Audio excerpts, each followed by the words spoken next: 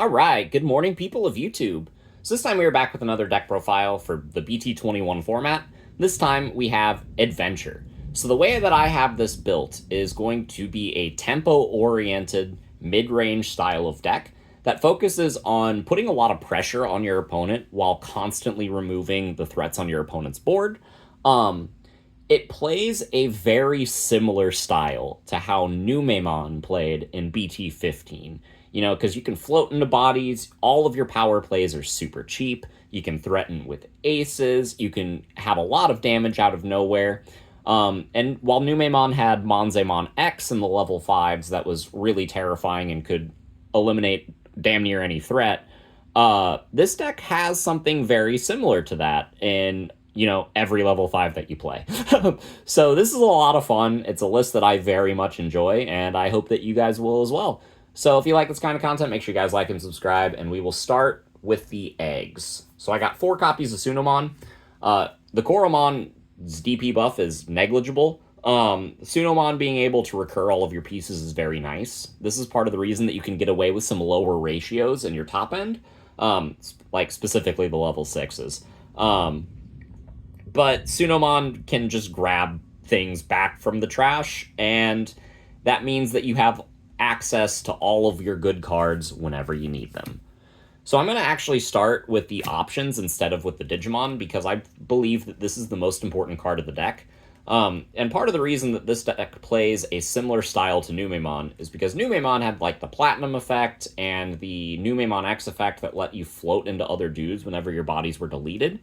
This card allows you to float whenever your bodies are removed from the field, which is absolutely fantastic. It's triggering in a lot more situations, like if you're bounced or bottom decked. So typically Numemon struggled against things like that. This deck doesn't come to face those issues. And not only that, but you can play 4 of this card because it's a fantastic opener. Being able to draw 2 at the beginning or even in the mid game is super clutch. And you always want to have one of these cards established. So it's better to activate one early than, not have one at all. And so it's one of those things that the way I have this deck built is you're playing a lot of this card and 2 copies of Believe in Our Friendship, and then a lot of Searcher rookies so that your opening play can be like rookie in the back, rookie in the front, or rookie in the back plus one of these options. And that's really great. And then if you went second, then maybe you even spice it up with like a Kabuterimon and you get a free Tamer out of the exchange, and then you're just really rolling. This deck puts a lot of value on the board very quickly, and part of it is because of this option lineup. But the Believe in Our Friendship is my least favorite art in the game, but it is a memory boost for the deck that allows you to grab options and Tamers, so that's pretty nice. Memory boosts are always good. But that's it, just 6 options in the list. On to the rookies. We got 4 copies of Biomon and 4 copies of Palmon for our main consistency engine outside of the options. And like I said, our main opener is this, like, any 2 cards in this stack, because that's just going to get you what you need in the early game, as well as set up a bunch of your plays. So really like these cards. Being able to filter for your pieces while also setting up a rookie in play is very nice, because then you can just turn one of these into like the Togemon or the Kabuterimon and get extra value. And not only that, but these cards being a 3 cost is extra synergy with the tie, because you can, like, off of your first Kabuterimon, play a tie, and then on the next turn or something, you can sack the tie and go into one of these, and then search for more pieces, go into like the Angemon or another Kabuterimon and play down more Tamers since you've removed one of yours, and you can just keep the ball rolling. These cards are super important for the list. So for the other level 3s, we got 4 copies of Gabumon. Being able to warp is nice, but the inheritable effect to draw 1 and trash 1 helps you filter pretty well for this deck. And yeah, being able to warp out of nowhere is something that your opponent always has to play around. So I do like playing 4 copies of this card in the deck. And then for the 13th rookie, I'm just on a single copy of Gomamon. It's a floodgate that sometimes comes up, but it is also a 13th rookie with the adventure trait, so that's pretty nice. And And yeah, that's it. That's it for the rookies. Just 13 of them. I kind of wish I had room for a 14th, but it is what it is. We had to make room for all of the Tamers and whatnot. But for the level 4s, we got 4 copies of Togemon. This is one of the best cards in the deck. On play and when digivolving, being able to digivolve into a adventure dude is super awesome. The reason we're playing this over the Birdramon is because the Birdramon is plus 2k on your turn, and you have Alliance, so that's kind of irrelevant. But this one is plus 1k on all turns, which means if your opponent wants to swing over it, then you're a little bit bigger, and that's pretty nice. But this card is really good. It is a mistake to play any less than 4 of this card, or some combination of this and Birdramon if you really value that DP gain. But in my opinion, Togemon is one of the best cards that you could be playing in Adventure. I'm playing 4 copies of Kabuterimon because this is the one that plays our Tamers, and its inheritable effect is Piercing, which is pretty important. Being able to clear bodies and also do damage is super key. And then I'm on 2 copies of the Angemon because I would play 6 Kabuterimon if I could. Oh, wait, we have Big Booty Angemon over here. And it allows us to play Tamers too. These cards combo really well with everything that we want to be doing in the deck, and because we're playing the tie, we can reduce the number of Tamers that we have, so that these cards are always live, and I really, really like that for this deck. The inheritable effect of Angemon comes up sometimes to minus DP something, and that's kind of nice, but yeah, that is 10 level 4s in the list. We are on 9 level 5s. I am on 2 copies of Angewomon. This card facilitates some pretty insane combos. The reason that we are only on 2 is because she herself doesn't directly remove a body, and a lot of our other level 5s do. So we just wanted some variance. But playing 2 of this card allows you to do some pretty insane things, especially with the Togemon, because it's on play when Digivolve. One of your other Digimon may Digivolve into an adventure dude, which is awesome. And then all of your level 5s have the effect that says if they see another Digimon get played or Digivolve that has the adventure trait, one of your Digimon gains Alliance, period, then one of your Digimon may attack. So you don't have to attack if you don't want to. That's pretty key. The Alliance and the attacking Digimon don't have to be the same. That is also pretty key. It also means that you can give multiple instances of Alliance to a dude, and like swing with like triple Alliance, which is pretty nice. And it also means that even if you pass memory over going into a level 5 play, that you can swing because of that. Then they may attack text, which is really cool. All of your level 5s are super broken, and a lot of the crazy combos somewhere involve an Angewomon. So for the removal level 5s, I got 1 Zudomon and 1 Metal Greymon. Zudomon strips sources and bounces something with 1 source or less, and Metal Greymon de-digivolves, which is pretty great. And then for the best removal Digimon in this, I think, entire package, we have the 3 copies of Lilymon.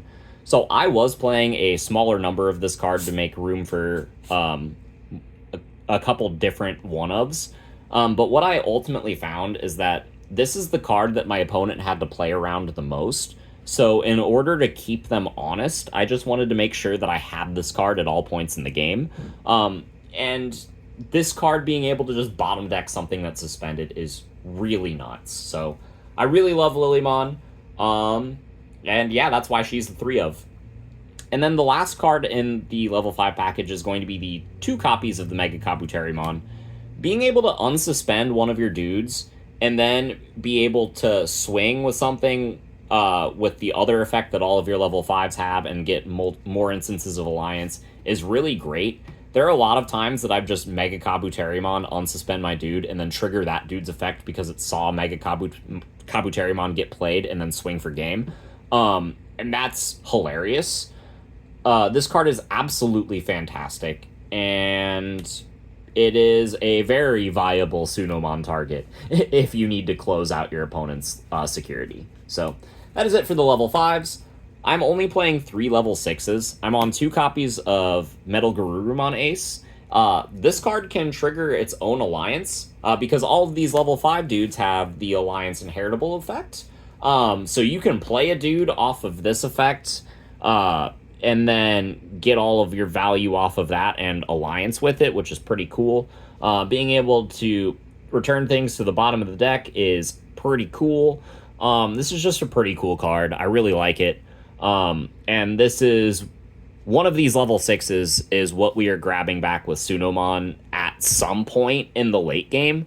But you don't want to draw these early because you want to be setting up your Tamers and your 5s and your rookies at the beginning of the game. So you kind of want to draw into these whenever you're searching, which is why I'm comfortable only playing 3.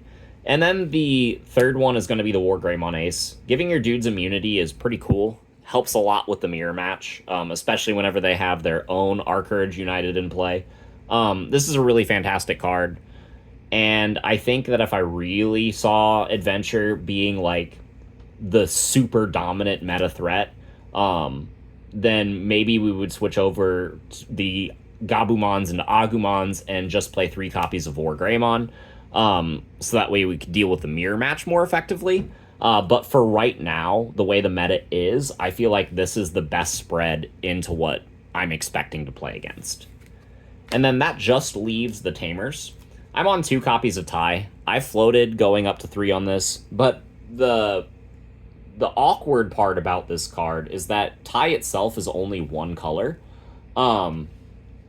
which a lot of your effects want you to have 3 colors in play for your Tamers, which means if you have 2 of these, that's not really doing anything. But if you have 1 of these plus something else, then that's great. But if you need to activate like a 4-color effect, like let's say you wanted to de-digivolve 2 off of the Metal Greymon, and you had a Tai and something else in play, well, then you only have 3 colors, and then you're not fulfilling what you want to do, which can be an issue, and it does take up a spot on board, because the Angemon and the Kabuterimon only play a Tamer if you have 1 or less. So it is something to consider. Right now, I believe 2 to be the sweet spot for this card, but being able to draw cards whenever you swing is great.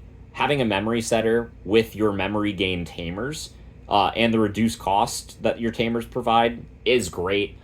This card being able to spit bodies out and either get more searches in the early game, trigger a nifty Togemon play in the mid game, or even go into a rush level 5 because of the Matt and TK in the late game. Like, this card is super versatile, and it does so much for the deck.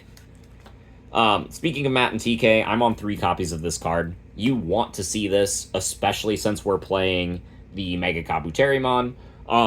This is just a really good card. Giving all your level 5 and higher's rush is super great. I'm only on 1 copy of the Tai and Izzy. I don't think blocker's that important for this deck because I'm literally just smacking them as hard as I can.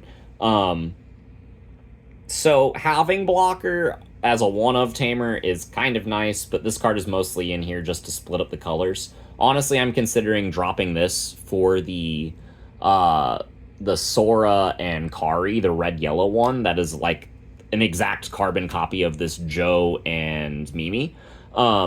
Because this Joe and Mimi is really good. The ability to gain a memory at the start of your main phase is great, and then it has the same reduced cost that all of your other Tamers play. So if you just have this, then you can effectively think of it as gaining 2 memory for your turn because you're reducing 1 cost and gaining 1. And so I think the Sora and Kari might help benefit that a little bit more. But yeah, that is kind of the logic behind the Joe and Mimi. And the logic here is that Matt and TK is something that you want to have established every game. So you can count on having purple and yellow. And then if you have this, then that's 4 colors. So I do like the Joe and Mimi for this list. But that is it. We are on 9 Tamers. And yeah, that closes out the deck. Let me know what you guys think in the comments down below. There are a bunch of different ways that you can play this. I'm building Angel Adventures with a Venusmon top end for the channel. I'm floating the idea of Bloom Lord adventure. There's a lot of different things that you can do with this core, and I'm very excited to continue experimenting with it. But that'll be all for today, and we will see you all in the next video. Bye, everyone.